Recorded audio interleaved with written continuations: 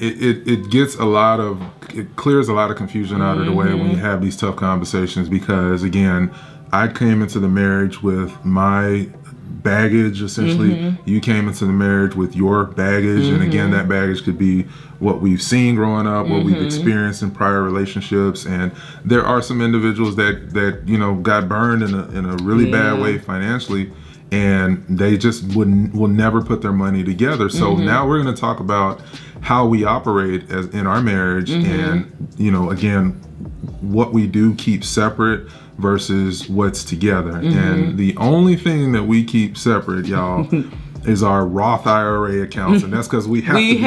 It has to be separate. Roth IRA is just our, you know, one of our investment accounts, but we have, you know, where we do our stock market investing. That's a joint account where we do our just general moving and shaking outside of just our own, you know, employer IRAs, rollover, stuff like that. But everything is synced up together, and I'm going to tell you why it's important to do that, because again, my career, I work in finance. That's as much as I'll say about it.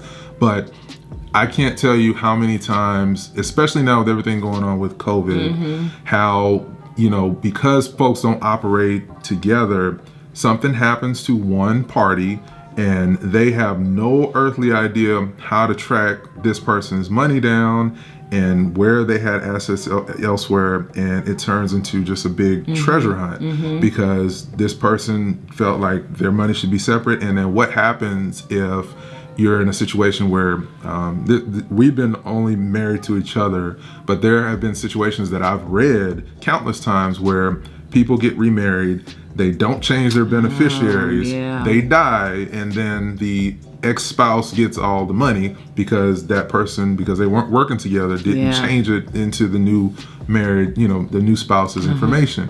And so once you did that, it turns into a big headache from an estate planning standpoint. But how critical would it have been to just have that conversation, have everything synced up?